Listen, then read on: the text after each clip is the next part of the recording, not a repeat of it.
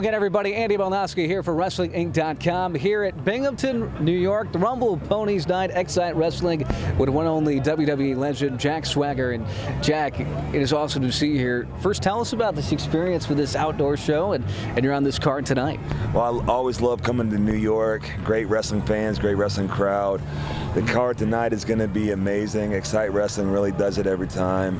Very, very happy to be here and to work with the Rumble Ponies here on their home turf. It's pretty cool. Yeah. Very special atmosphere.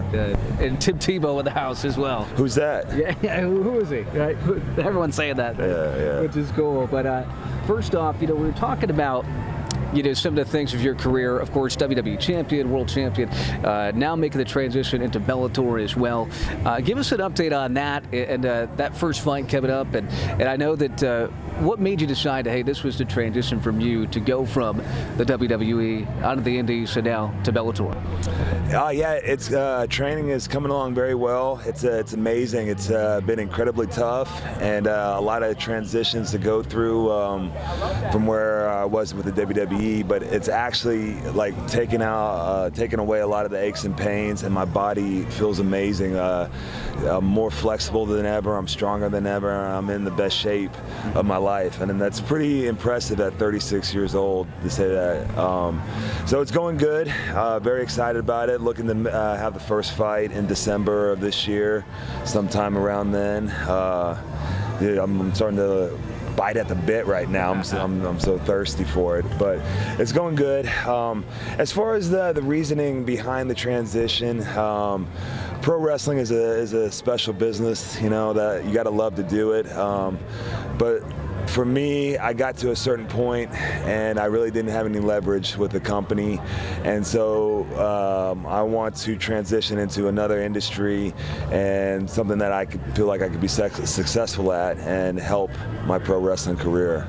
Yeah, and obviously in this transition, making that switch, I mean, what's been the biggest challenge, so to speak, right now? Obviously from, the WWE, Indies, Bellator, things like that, but what's been the toughest part? I mean, so many things. It's been a whole, it's kind of a similar industry, professional fighting and professional sports entertainment, but it's also very different.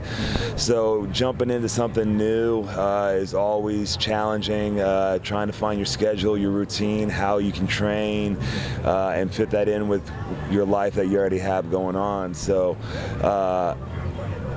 the hardest part for me was that, and I got good people around me. That my wife is amazing. Thank you, Catalina. She does so much and does so many sacrifices because we have 2 kids, to where I can go train and focus on this, and she can take a little more responsibility as the parent. I'm not a deadbeat, but I have to train. No chance. Yeah. Right. So it's been very interesting. Going through life, it's always scary doing something new, and at the same time, it's very exciting. So, the worst part has been the unknown, but at the same time, it's been the best part. It's exciting. It's something new, and it's going to set up a lot of big things for 2018, 2019, and years to come. Yeah, we expect big things from you because that's what you've done your career over and over again. And certainly a name that most wrestling fans and entertainment fans know, Batista. You train a lot with Batista, good friends with him. He got a little gift from you this past year, which might have been a shiner, I think, on his... Talk about trading with him and that shiner. You can't believe everything you see on social media. He ran into a door and did that to him. So I can't do that to Batista. Are you kidding me? You see how big that guy is? No, Dave's been great. I took a lot of notes from his fight camp, and I'm using a lot of the same people. But what a great guy that is. You really see someone like that be successful and go into another industry, and you're just happy for him because he's a great guy and he wants everyone else to do well. He set me up with Josh Rafferty out of Cincinnati. Great guy, great coach, strength and conditioning, mad scientist. Josh set me up with Ybor City's best, Joey Best. He's the best in jiu-jitsu in Tampa. And Rob Bradford, call him Frankie Fast Hands, you know, one of the best boxing MMA coaches all the way around. So very thankful. Dave, thank you, and sorry about your eye. Well, hopefully it's healed up by now, I would think, at this point. But yeah. Yeah, I think so. And you got a favorite Batista movie out there? I'm partial towards the James Bond myself. Dude, I love anything he does. Just it's so awesome to see somebody I know up there on the big screen.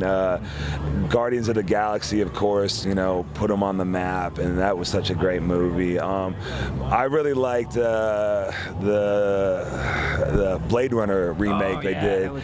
He was only in the beginning, but that scene, and he has him by the hand, and he just smashes him through the wall. I mean, what a great scene. Yeah. It's awesome, man. And I know that we're looking forward to more great Batista moments, but just a few more quick questions with the real American here, Jack Swagger, you know, here in Binghamton, New York, and WrestlingInc.com is, you know, I always loved the angle. I think a lot of people did as well. It was certainly an over gimmick, you know, we the people.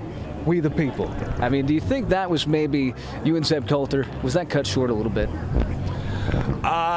Yeah, definitely cut short.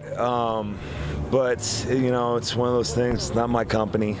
I think We the People is a great example of why pro wrestling is so cool, because it was a storyline that started off heavy political, heavy controversial, and very kind of nasty. And it really evolved into a movement of the people. Not just American people. I go across the world and I still say it, and everybody says it, and the fans, our audience, has really taken it and made it their own, and it's more part of that universe than it is mine. I'm just happy to be a part of it, but it's just cool because you can do something in wrestling and it turns to life. Like, it's a living, breathing thing. It evolved into this, and to just see that and watch it transgress, it's pretty cool. Yeah, it really is. And I know that you know, it will keep going leaps and bounds in the future, this industry. But you know, one of the things I wanted to backtrack a little bit on, a little MMA talk as well, is obviously CM Punk coming up with another fight again. I had a chance to work with him for many years in the WWE. Talk about his next fight, what you know about it, and also, obviously, he's probably his thoughts are probably a little all over the place with the litigation that's going on right now with what he's dealing with. I'm sorry, I don't know anything about the fight or who he's fighting or the litigation. Yeah, oh, that's all right, not a big deal. But other thing I wanted to ask you is, talk about if you had to give your ankle lock to somebody, if you had to pick somebody out there that maybe like a dream match, a dream situation, yeah, who would that be? If I could make someone tap out with my ankle lock, Sasha Banks. Sasha, you got it coming. Sasha, you heard it here first, right here at WrestlingInc.com. Jack Swagger. And Jack, also, just to finalize a couple questions here, is tonight's a big night. Everyone's looking forward to the match. You're in Hybrid Shankar in action as well, a local favorite here in Binghamton. But what's the future look like for you? I know that exciting times aside from Bellator. Any other projects you want to mention that are coming up soon? I mean, right now I'm pretty focused on training and just being a dad, hanging out with my kids as much as possible, trying to be the best husband I can to my beautiful wife. I can't say that enough, how beautiful Catalina Swagger is. Go check her out.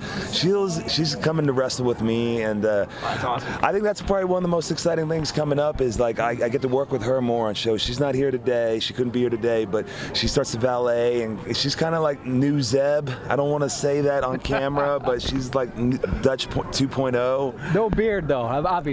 You can't see that beard, sir. No beard on the chin, I should say. Okay, let's not be a bozo. This guy's trying to get fresh with you, Catalina.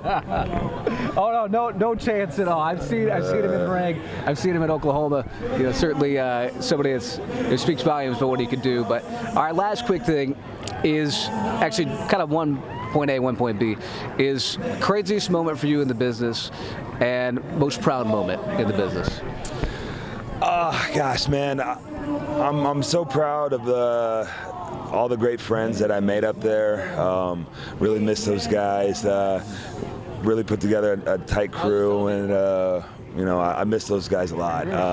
It's hard to put a single moment into my best moment because I'm proud of my career and thankful for it. I think all of it put together was pretty good. Craziest moment, I think it's when I won the world title, and we were working in Europe, and it was a triple threat with me, Jericho, and Edge, and we kind of had a little fun with the crowd and did a little silliness, and Bret Hart came out, and all four of us, all four of us went down, and we're all just lying in the ring. The fans are going crazy, and Jericho says, "So, you want to be a main eventer, huh, kid?" It made me laugh. Yeah, no doubt about it. A moment to remember forever in his career, as they're blasting some Journey right now, which is always a good thing, which is always good. My mom loves Journey. But last thing, right here, right now at WrestlingInc.com, is a finance major, obviously in college, Oklahoma. If you had to allocate a certain amount of dollars, a certain amount of money into either WWE or wrestling as a whole, what would you do with that money to better the industry? Well, if WWE could fix their problems with money, they would fix it already. They don't need any more money. I'm sorry, I had to say it. Right. If I had some money to allocate towards wrestling, I'd do it towards college wrestling, high school wrestling, get more television coverage, get more webcast. Flow Slam does a great job of covering a lot of it. ESPN did a great job of covering the national tournament. Just do more to further the sport of amateur wrestling, and I think that will handle everything. Awesome, Jack. Well, thank you so much for joining us here today. WrestlingInc.com. We the people. WWE legend Jack Swagger from Binghamton. We're checking out.